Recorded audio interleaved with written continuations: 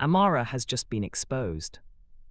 She seemed to know more than everyone's suspects and is now using it against the company. If you have not watched the part 1 of this story, please check the channel so you can understand where we are coming from. Welcome to Stories from Light. For a moment after Amara's words, the boardroom felt like a vacuum. No one breathed. No one moved. Because when Amara Okafor said something dangerous, she usually meant it. Gabriel Ademi slowly leaned forward. Explain what you mean. Amara clasped her hands behind her back, packing slowly. You're all so focused on 870 million, she said calmly.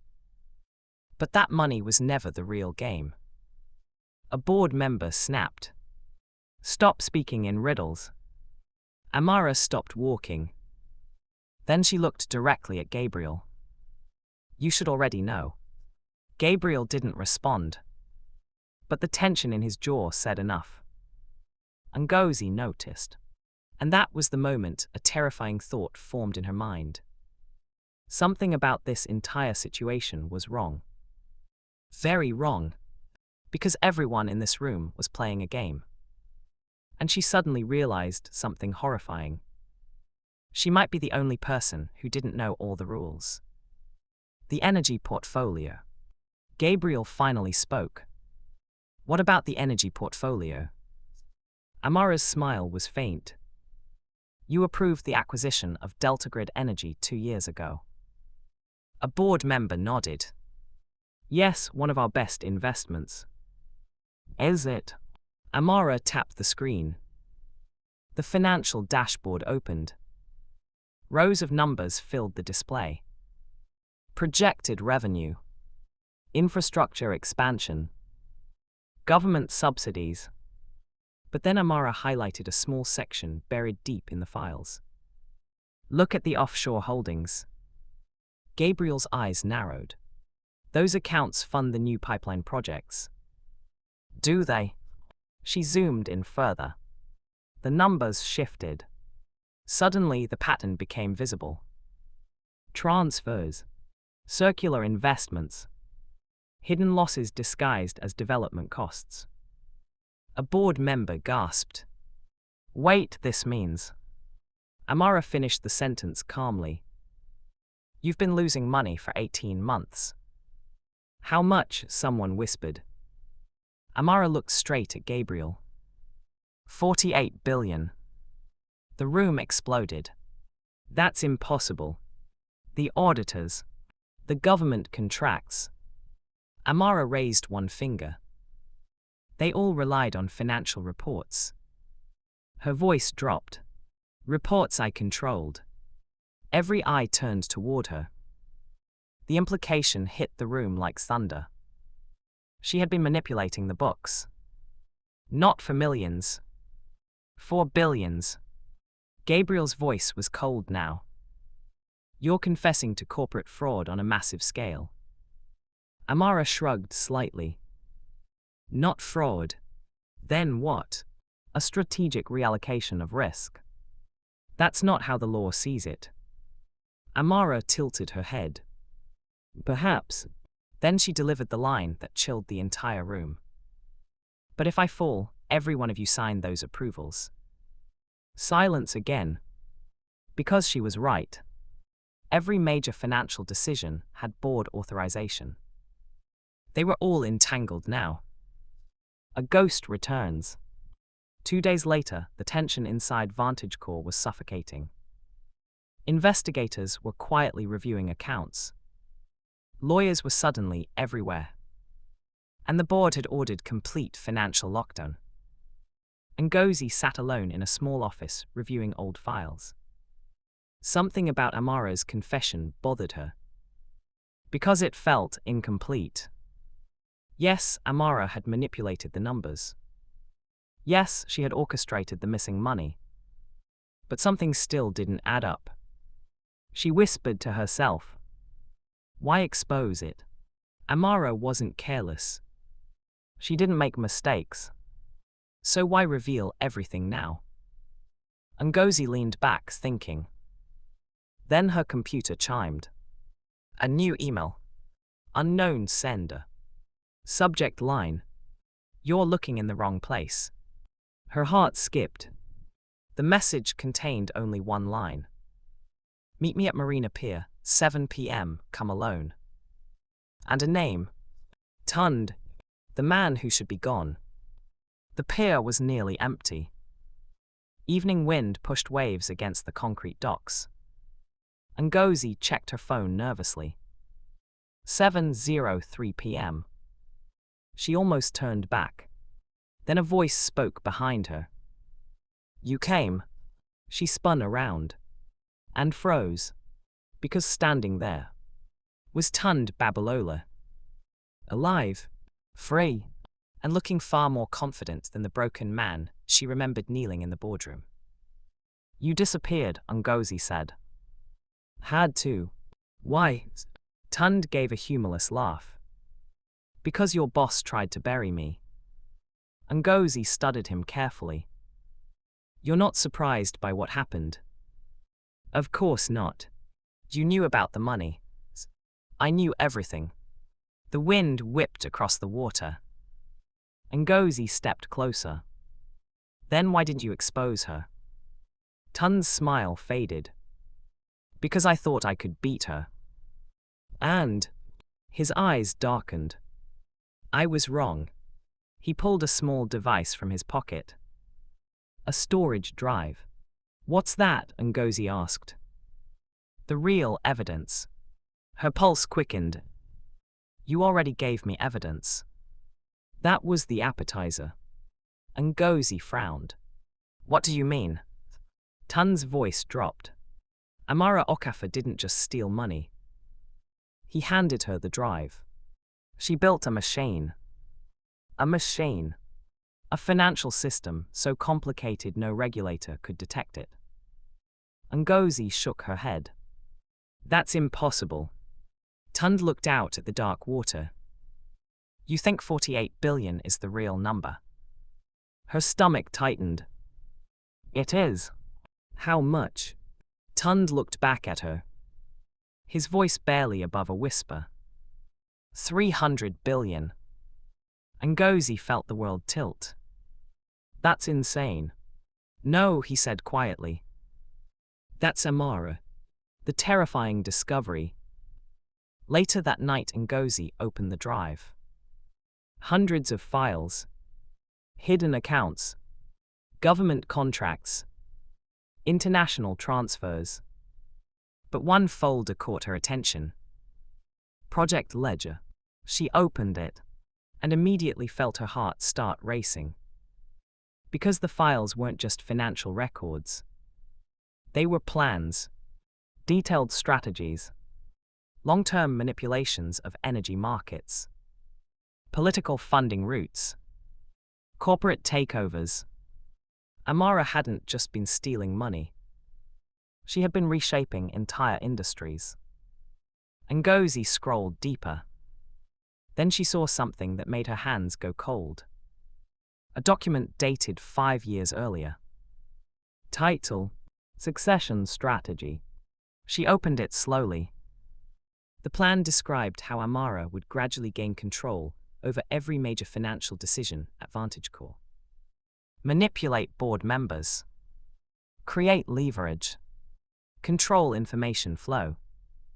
And eventually, take over the company entirely. Ngozi whispered. Oh my God. But the final page was even worse. Because it contained a list. A list of people Amara considered threats. People she planned to eliminate professionally. Or legally. Or financially. Ngozi's eyes moved down the names. Then stopped. Because her own name was there. Next to a chilling note. Ngozi Daniels, remove immediately if she becomes aware. Ngozi felt ice in her veins. She wasn't exposing Amara. She was already part of Amara's plan. And then her phone vibrated. Unknown number. She answered slowly. Hello. A calm voice spoke. Hello, Ngozi. Her blood froze. because she recognized that voice instantly. Amara, you shouldn't have opened that drive. Ngozi whispered. How did you know? Amara chuckled softly. Because I gave it to Tund. Ngozi's heart stopped. What? Tund works for me. The peer meeting. The drive. Everything. It was all a setup. Amara's voice turned colder. You see, Ngozi, you were always the most interesting variable in my equation. Ngozi's hands trembled. What do you want? Amara's answer was terrifyingly simple. I want to see if you'll make the same mistake again. What mistake? Amara's voice softened. The mistake of believing you can stop me.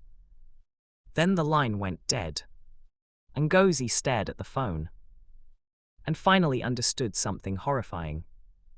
She wasn't fighting Amara. She was playing exactly the game Amara designed. And the real nightmare. Amara was still 10 moves ahead. Type wow if you think Amara is smart. Type she will go down if you think Ngozi and Gabriel will deal with Amara.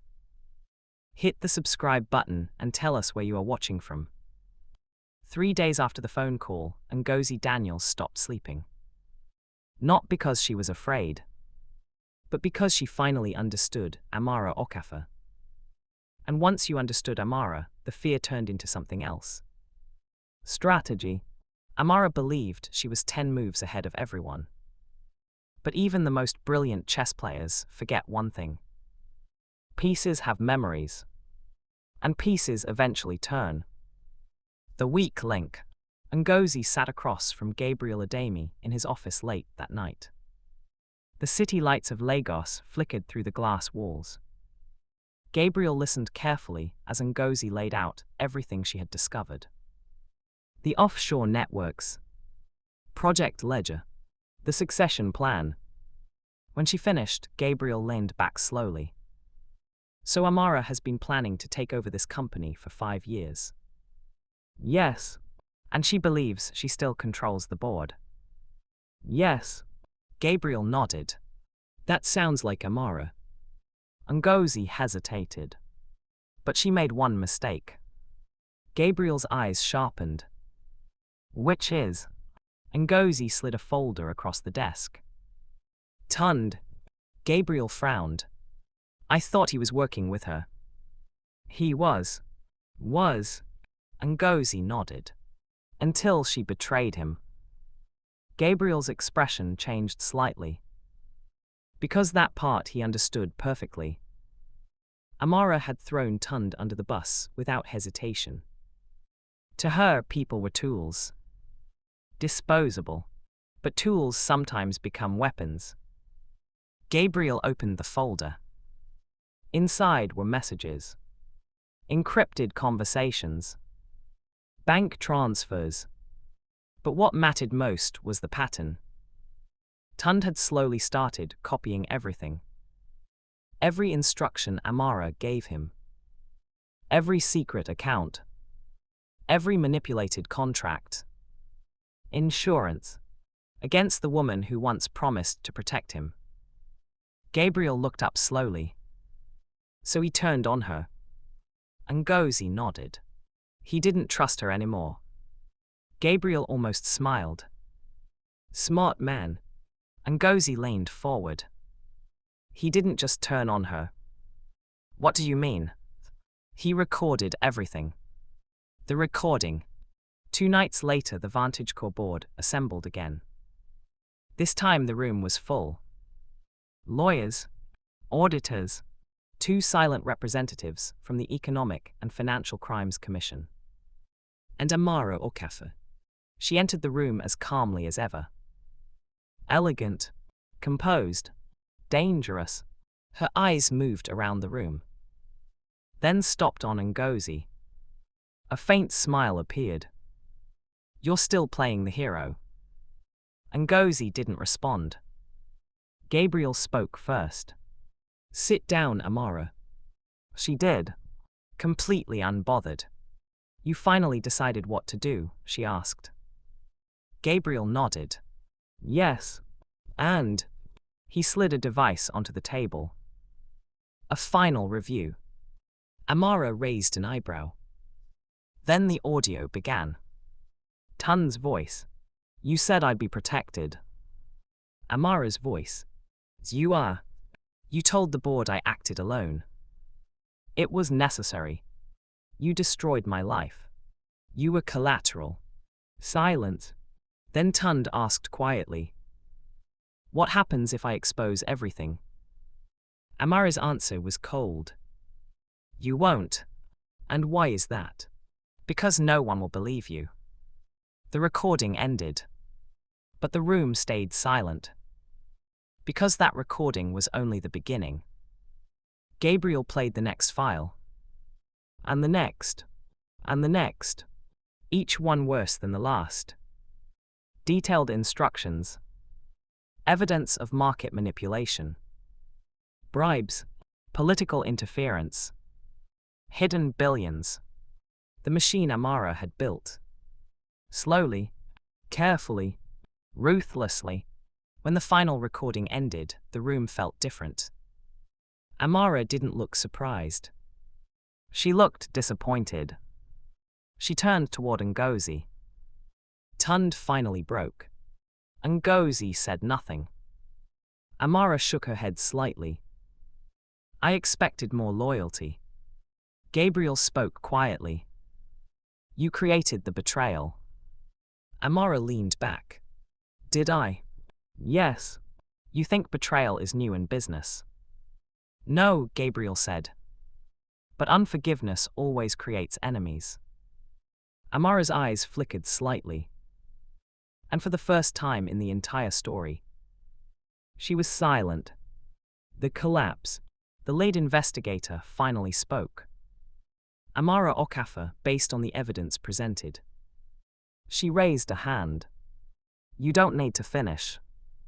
Everyone watched her carefully. Amara looked around the room. At the board members. At Gabriel. And finally at Ngozi. You're proud of yourself. Ngozi answered quietly. No. Amara tilted her head. Why not? Because this didn't have to happen. A strange expression crossed Amara's face. Almost curiosity. What do you mean? Ngozi held her gaze. You could have stopped all this the day you fired me. Amara frowned slightly. Ngozi continued. You had everything. The power, the respect, the money. You could have simply shown mercy. Amara's lips tightened. Ngozi's voice softened. But you couldn't forgive. The room went completely still. Because suddenly the entire story felt painfully clear. Gabriel spoke slowly. The day we forgave Tun's debt. He looked at Amara. We were watching you. Amara understood now. It had been a test. Just like the warning inside Matthew 18:20-135. She had been shown mercy. And she refused to show it to someone else. Gabriel continued quietly. If you had forgiven Ngozi. He shook his head. You would still be running this company. The truth settled heavily over the room. Amara stared at the table for a long moment. Then she laughed. Not loudly, but bitterly. All of this. She looked at Ngozi. Because of a 3 million naira mistake. Ngozi shook her head. No. She leaned forward. Because of your heart. The final debt. The investigator stood. Amara Okafor, you are under arrest for financial crimes including. She didn't resist. She simply stood. Security stepped forward. As they placed the cuffs on her wrists, she looked once more at the people around the table. The board members who once admired her. Gabriel. And finally Ngozi. Her voice was calm again. You think you've won? Ngozi answered quietly. No. Then why fight so hard? Ngozi took a slow breath. Because someone had to stop you. Amara studied her for a moment. Then she nodded once. Almost respectfully. As security began leading her away, Gabriel spoke one final time. Amara. She stopped, but didn't turn around. You were the smartest person in this room. A pause. But wisdom isn't the same as character. For a moment no one spoke. Then the doors closed behind her. And Amara Okafor, the woman who once controlled billions, walked out of the building in handcuffs. Epilogue. Months later, VantageCore was still recovering. Investigations continued. Markets stabilized. The company survived. Barely. Ngozi stood once again in the same parking garage where everything had started. Gabriel walked up beside her. You did the right thing. Ngozi watched the cars passing outside. It didn't feel like victory. Gabriel nodded slowly. It rarely does. She looked at him. Do you think she regrets it? Gabriel thought for a moment. Then answered quietly. People like Amara rarely regret power. He paused, but they always regret the moment they realize they've lost it. Ngozi looked toward the elevator and remembered the day Amara fired her. The anger, the humiliation, the unforgiveness. One small decision. That changed everything. Gabriel spoke one last time.